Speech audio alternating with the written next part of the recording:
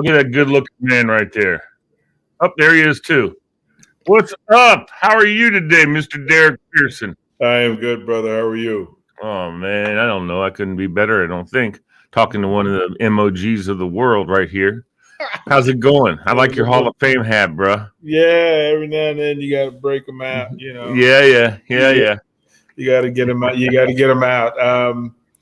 It's funny. One of the players that I mentor, I just got invited to participate in the Team USA tryouts and drills, and it's in Canton at the Hall of Fame. So when he got the news and he shared the good news, I was kind of feeling. I'm like, okay, that's a sign from the universe. We go ahead and represent the greatest football building in the entire world. Oh yeah, no doubt, man. Have you been there before? I've never been there. Yeah, it's pretty remarkable. Yeah. Stadium that's there on site is pretty remarkable. As a matter of fact, that's where the women's football championship will be held. It's also where the first football game of the season is played. The building itself, when they say you're walking into the greatest football team ever assembled. And that's right. There's something for everybody in that building. I found myself stalking all of the former Washington players, and of course. Yeah, it's worth it. It's worth the journey. If you're a football fan, it's worth the journey, no matter what. I definitely want to go and visit sometime, and just make a trip. Kind of, maybe go from there to Cleveland and go to the Rock and Roll Hall of Fame, because that's kind of supposed to be an interesting place as well. And I'd love to go in there and see all the old bands and all the stuff, and that'd be cool. Just the old benches, the old guitars of the Rock and Roll Museum. They've got video clips there. They've got a presentation, and of course they both have pretty good stores for you to go and spend money in. Oh, believe that. I know that's right. I don't know. That's why I have to save my ducats and go up there. Although I think I'd rather go through the gift shop at the Hall of Fame. It's not that expensive relative to what you would expect. It's not that expensive. Okay, that's cool. No. That's really nice. So everybody can take a souvenir home with them at least. Of their trip. Yeah, no doubt about it. I just it's one of those things. You want to celebrate the things that you did in your life, even though how they matter in the long run is not as important and as powerful as who you love and who loves you. Those are the most important things in the world. All those trophies, all that. I mean, I think you could probably quiz the Hall of Fame guys and say, what's the most important thing to you? And I don't think any of them will say my Hall of Fame induction. And they're going to say my family, my kids, my wife. That's what's most important to them. The Hall of Fame is beautiful and it's wonderful, and they work their butts off to get there. But ultimately, when you come down to the most important things in life, they're not as tangible as you might think they would be. Well, nobody's on their short bed thinking about Hall of Fame. That's right. Jackets and rings. That's not how that works. It's a big part of the message. Sure. I spoke to some kids last night here locally, and their big issue. A parent reached out and said, "Well, listen, the problem is that they're not having a good season. It's starting to affect them. The kids are, throwing tantrums or throwing equipment, that sort of thing. Mm-hmm. What is there anything we can do?" And I said, "Well, I'll come talk to them." And ultimately, I had explained that these are the things they're going to remember long in their life. Like that. Right. Go. I remember the kids I played with when I was 12. As a matter of fact, I'm probably still friends with 7 or 8 of them. Mm-hmm.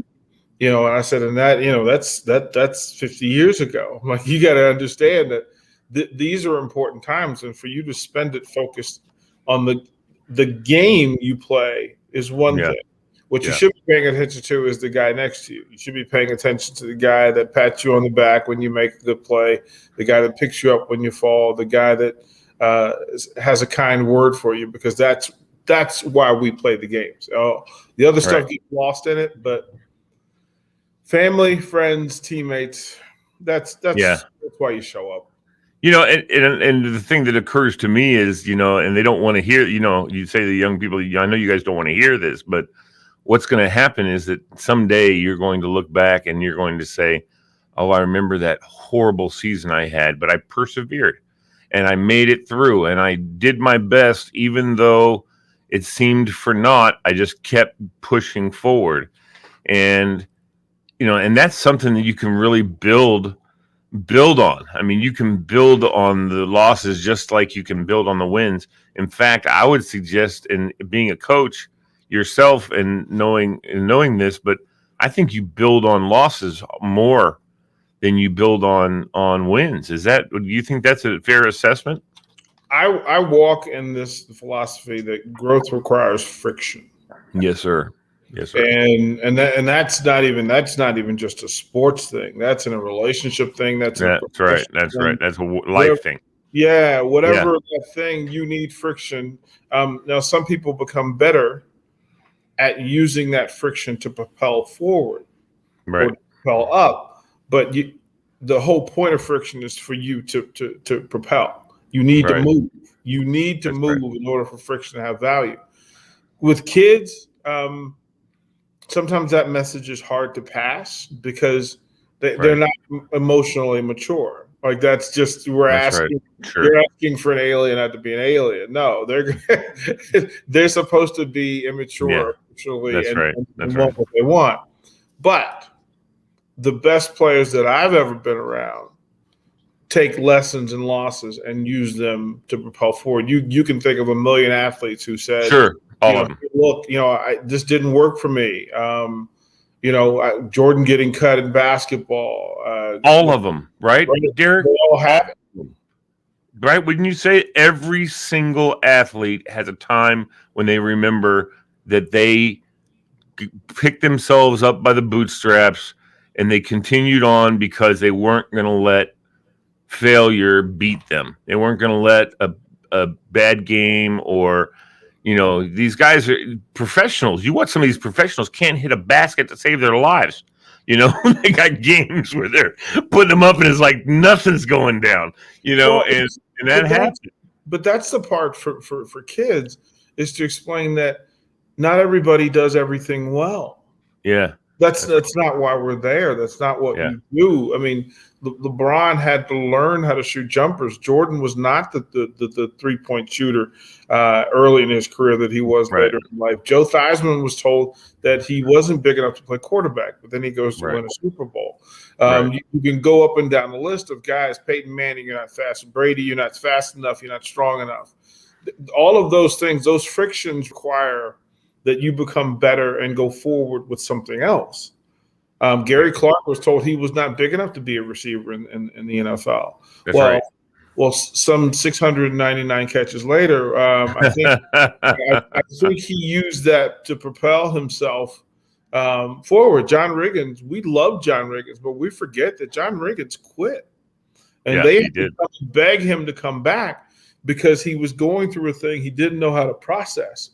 And he needed for the team to go through the friction with him in his way so that he could go and be great. And then that entire season was just a statement of don't give up, don't quit. Jim Valvano, the whole idea behind Cantor and him changing generations behind him was saying don't ever give up. When the friction happens, pay attention to it. But my buddy Chip Baker, I love him. He's the guy that I wrote the book with. He says, grow through your go through. Don't waste. Go through your grow through. Don't waste the friction. It's good for you in a relationship. That's when you find out who wifey is. That's right. Like when you go through the hard times the right way, you go, okay, this is the one. Yeah, this is. Yeah, well, one of my favorite quotes I heard Wintley Phipps talking about, and he was explaining about the Amazing Grace and how it was written on the Black Keys and it was from the boat, whatever. But he said, he goes, I remember back in the day, an old black woman, they got the wisest minds. And he said, and she said to me, if the mountain was smooth, you couldn't climb it. Yeah. And I have that as my quote on my Facebook. That's my quote. Look, this is if the mountain is smooth, you couldn't climb it. Not everybody is aware that thing is purposeful. To have 12 and 13-year-old young men who, again, in this day and age, are sold and prepped on highlights. That the ability to go through and look how much everybody who's loved. And I said it to him last night. I showed up here to talk to them because it's more important for student athletes and for young people to be loved on after they fail than it is after they succeed. When you win, everybody loves you. There's no room for, you don't have to worry but look for support when you're winning. But when you're not winning, then you get to identify, first of all, true people, because true people show up in when it's dark. That's right. And then you get to find yourself, because then you get to figure out, okay, is this really who I am? Is this really what I want to do? Do I care about it the right way? And it was I probably should have videotaped or took pictures, because it was just a great night of young people understanding that they need to take care of each other and themselves. Right. Yeah. And and you go out there as a team and you execute you're trying to execute what your coach's game plan is, and you do it to the best of your ability, and you walk away proud, win or lose. You walk away proud that you busted your butt, you did your deal, you did, like you said, you went with your partner, the guy next to you on the line, and you worked together to do the best you could. And you know what? You're not always going to be the best. I mean, even the guys, someone's going to show you. I remember another great story for me was I had a very good friend who from Robinson who went on to Clemson, and he was going on as a track scholarship and got two championship rings, NCAA championship rings, and beautiful anyway. But he said when he first got to Clemson, he had played cornerback at Robinson, and he was very good on the all-Met team and everything. And then he went to Clemson, and he decided to try and walk on the football team. And they had him cover a tight end. He said the tight end outran him. He was like, what the hell? I mean, he was like, he said it was an amazing, he was like, okay. I don't think they're going to want me to play. I mean, he picked the wrong angle, and the tight end took off, and he did not expect the tight end to be as fast as he was. So when he took his angle, he said the tight end had him beat. I mean, it didn't matter. It wasn't that the tight end was faster than him. He's a damn track star, so it's not like if they lined up and ran, he would beat him. But it's, how football, I mean, football, and people know football. It's all about your angles and your perceptions. And anyway, he said it was just, was getting lit up by this guy. And he said it was just crazy, And so he said, I don't think I'm going to try out for football team anymore. No, my first experience in college, we were playing, so I decided to play baseball. I chose baseball over other sports, which was simply because somebody said that I shouldn't. Right. Yeah. Right. I got you. Okay. You say I shouldn't. I'm not good enough to play college baseball. Okay, watch this. But the first day you graduate in June, mid-July. I'm down at the university. Our first summer game or fall game was against the University of Richmond, and my coach thought to challenge me. He says, well, I've got some returners, but I'm going to put you at the top of the order. Let's see what you do, and let's see if you can swim or not. And the guy they had throwing that day, again, I played at WNL. We were the best team in the state. We were loaded. I think we were 23-1. We had seen every prospect that could throw, and we were never really intimidated by anybody. But this guy stood on the mound, and I had not seen college pitching except for the guys on my team Right. during scrimmages. And the first pitch I saw from this guy changed my life. It changed. I was about to ask you, did you see the first pitch? Yeah, it was. You want to talk about eye-opening, enlightening, game changer? Was, oh, you don't have time to play. Like this is, it's like the movie where they say, so we're getting serious now. Like, Yeah. like, Yeah. you meant this. Okay, so all right, you are not my friend. So you called time, you backed out of the batter's box, Yeah, you took an assessment of yourself and said, okay. Took a little walk and said, okay,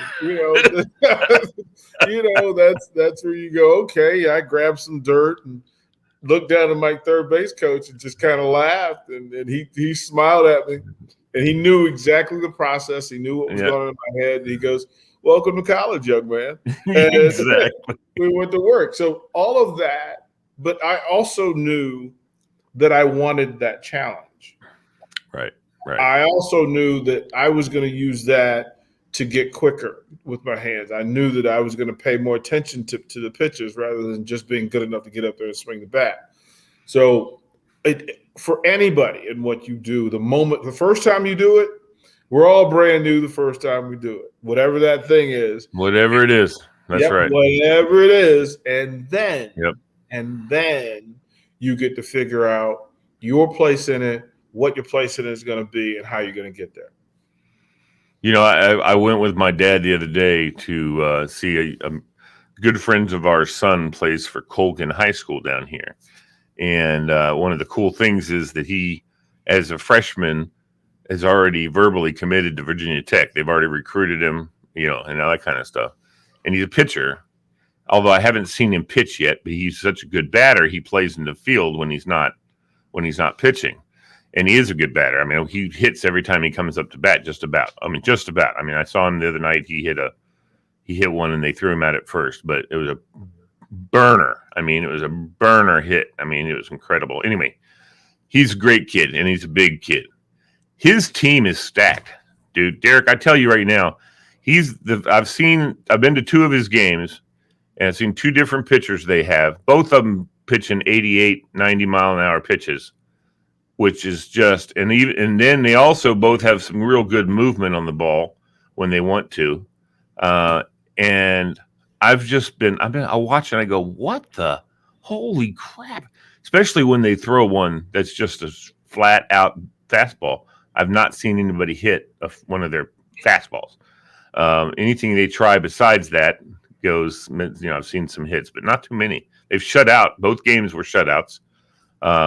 These guys are stacked. I mean, Colgan is an incredible team, and I can't wait to see how far they go, in the state thing and whatever. But I still couldn't. My dad was amazed that they were pitching 88 mile an hour pitches and 90 mile an hour pitches. He was like, "Holy crap, this is high school." It's changed a lot. Yeah. There are academies. Yes. Young kids how to pitch and how to throw hard. Yeah. And to say that I would dare say that 90 was the tops of what we faced in high school when I was there. But I also know that when I left Texas, we had on the staff on the private school staff, we had four guys who were right around 90, 91, 92 in high school. Yeah. Wow. Yep. And we didn't have the best staff. So if that gives you, those are 5 Division I arms who all threw in that range of 87 to 92, and you had to get used to it. Like the players had to get used to it. It's different. They train in high volume to be able to throw with more velocity than we did. And there are things that come with that. Like sometimes you have arm problems, sometimes you have that sort of soft tissue issue. But man, the kids today, they go at it differently than we did. I got recruited. I never played travel ball. Right. You played Um, one season. You I, played in the spring, right? well, everybody else did, but I didn't because I was playing Oh, other okay. sports. Right. And so I never had the freedom or ability to go and play travel ball, nor was it a thing that I was going to do. I didn't have the money to go play travel ball. That wasn't, Right. Right. Right. I had to go to work in the summer. That's how I got school clothes in the fall. Right. That, Right. that's how that was. But what I found was that what I find now is a lot of that is just if you don't know why you're doing it. Yeah. A lot of these players don't know why they're out there in July in 100-degree heat playing 6 baseball games in a weekend. Yeah. If the idea is for you to get to go to college because of that, be careful. Mm. Be careful. If Mm. the idea is that you enjoy playing it that much, do Yeah. that. Yeah. Do that, and then what's supposed to happen from it will happen. My mind is blown at the amount of games that are being played now on a baseball level, on a basketball level with AAU. It's pretty incredible just to watch. Yeah. And and they build the stamina, and what's so funny? Well, kind of this just occurred to me as you said that. I get these guys they build up the stamina and they play so many games, and yet now, what do if you're a basketball fan watching NBA, there's a real good chance when you show up for a game that the stars aren't playing, and it's like, what I don't get that whole process. I mean, I I understand they're trying to save, give them time to recuperate from stuff like that. But I'm like, I think you take off. I've seen more injuries from people who've been off for a while, coming back, trying to come back hard, than if they just played hard every day. And do I have all of any this sense has there? changed. Like I get it in baseball and basketball where you had a short season in a pandemic. Mm-hmm. So remember, they just played 2 months ago. Yeah, Like that's before the true. season started again, there was no recovery time. There was no improvement time. That's time for maintenance. That's where you go in and you tweak the ligament that's been weak. This is when you rebuild the hamstring muscle. This is when you allow the rotator cuff to be cleaned. And we're doing business now. Yeah, Like yeah, it's about a game, but this is business, and big business is done in the playoffs. In the playoffs, right. legacies are built in the playoffs. Nobody really Sure. pays much attention to the regular season. Same thing in college football. Yeah. It doesn't matter that if you're Alabama and you play Joe's College on a Saturday in September, your And beat legacy. them 75 to zip. Yeah. Right. You're being judged by when you have to go and face Georgia for the championship, Florida for the championship, LSU for the championship, and then go and face Oklahoma or Ohio State and then Clemson. Yeah. That's where the legacy is built, and that's where the real money outside of the budget is made. Right. So I understand that it's more important for you to have LeBron James in the postseason than it is for him to play when you're playing the Detroit Pistons and you're just showing him off Yeah. Yeah. to, Yeah. to beat up on Detroit. Yeah. Load management makes sense, especially in this environment. Now, going forward, you won't have that excuse. You won't have that excuse next year. Right. Right. You won't have it. But this year, yeah, it's a real thing. And also, remember, you didn't have 10 6'9", 270-pound guys back in the day. That's true. You didn't have That's true. Yeah. you didn't have 7-footers that run like cheetahs. You That's didn't right. have like the game is different now. Yeah. Yeah. It is. It's more explosive now. And what happens when athletes become more explosive? More injuries. That's right. That's just the way science works. Absolutely. Sure. The more strain and more pressure you put on your body, the body hasn't changed. I mean, we can, of course, improve different parts of our bodies by training and all the special nutrients that they now put in. I mean, you watch a kid who goes from high school to college, Chris Warren being the example for me. I mean, he was a big kid in high school. But let me tell you something. When he came home on spring break or whatever it was from UVA, he was huge. Mm-hmm. I mean, the weight room stuff they do, the protein packed and nutrient packed foods that those guys are made to eat. And oh my God, he was, and I don't think there was anything else going on that was untoward, maybe perhaps, but I don't think so. No. I think it's just a matter of diet and weight training and just being in an atmosphere where that's what you're doing. This is a business and you're going to be working. Here's the business plan for the day, and for you specifically, it's not just the team has a weight plan like they have in high school. The whole team has a workout plan. It's on the wall. No, Chris Warren has a workout plan. Here's his workout plan designed for him. He eats when he's supposed to eat, and he eats what he's supposed to eat, and he drinks and whatever. Everything is. And he came back and he was huge, man. When I graduated high school, I believe I was 165, maybe 170 pounds.